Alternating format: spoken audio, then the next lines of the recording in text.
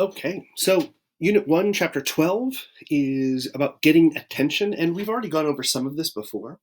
Um, because ASL is a visual medium, um, and because the language came out of a community which doesn't use sound to communicate, um, everything has to be tactile or visual. So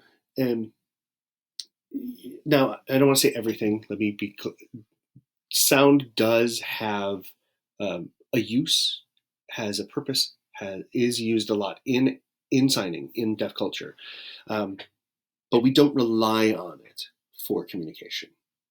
We'll use it for attention getting if need be, but there are better ways. So I just don't want you to think that the deaf community is quiet because and then be surprised. One of the key things is that for the most part, if you keep in mind that deaf people cannot hear their own voice to regulate it, and that's part of the challenge with communication. Now, there are some who have some deaf people who have very clear voices. You couldn't tell that they have a hearing loss. There are other people who are hearing who sound like they have a hearing loss because they're very tactile in how they produce speech. If someone's very nasal, that tends to be I don't know. They do musical theater. I don't know. But you can feel the difference where if you talk through your nose, that you can feel it all through the face. That is a tool that's often used in speech therapy so that it will help, especially deaf children, to start to learn how to regulate their voice, how loud something is, whether they're pronouncing things correctly. There's some fascinating interviews with a woman named Dame Evelyn Glennie, who is a professional percussionist out of Britain, of Scotland specifically, who became deaf, I believe, at like 12. So just as she was starting to get into music. And she talks about how listening with her entire body, because she uses her entire body to feel the vibrations of different pitches.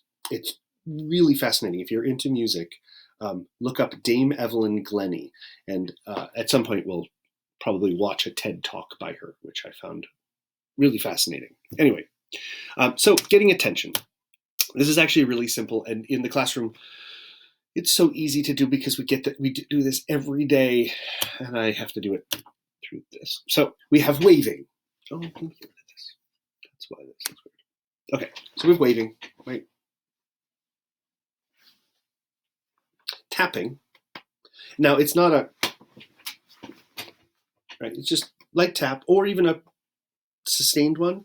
If you really want to get someone's attention, if it's just, hey, I need to get your attention, as opposed to, this is pretty important, I need to get your attention right sooner rather than later, if that makes sense. And then the last step is being or using an intermediary, so using someone in between. And I know we've talked about this in other chapters, but this one's set up for that, so I might as well follow the book. 3 simple examples of getting someone's attention using waving, getting someone's attention tapping them on the shoulder, and using an intermediary. I don't really need to show the videos because they're on there. You can do it. First one, she waves to get his attention. In the second one, she taps him on the shoulder to say, hey, dude, you left your drink. And then the last one is he uses her to get his attention. Hey, get him. And then she taps him and he looks over. So there's a combination of 2. So in any case,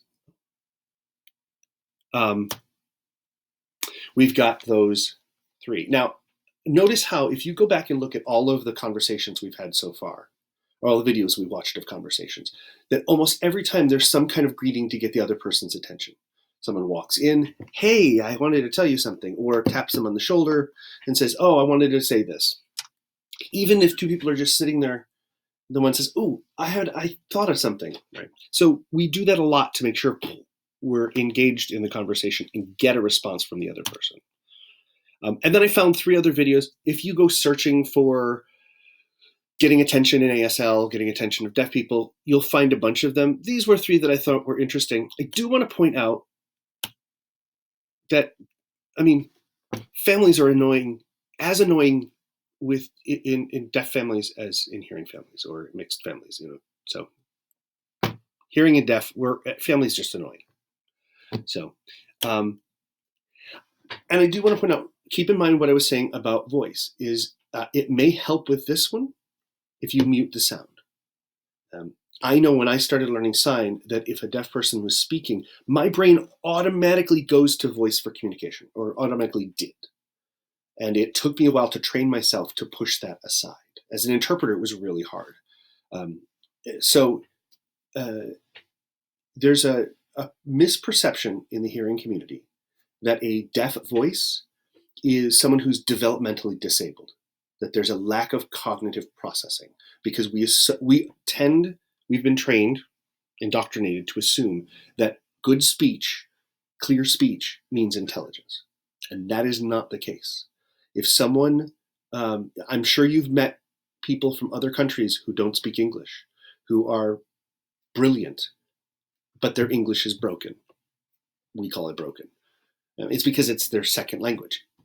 Basically, don't expect from anybody for whom ASL is their first language that their English is going to be better than your sign. That's a fair comparison.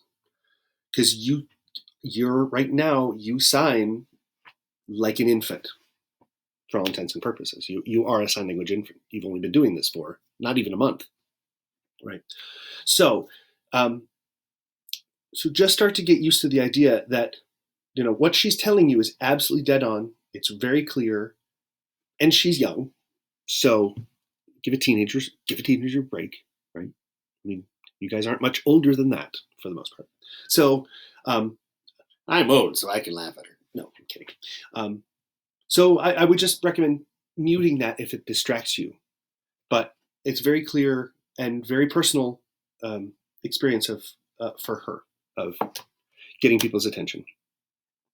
And then there's no real review, but start thinking about all the different things. The next sort of chapter of this is unit review and vocab review.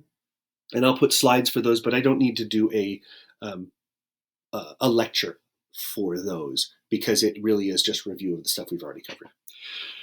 So that is 112, and I included all of the videos are right here as well. I think it's just those three.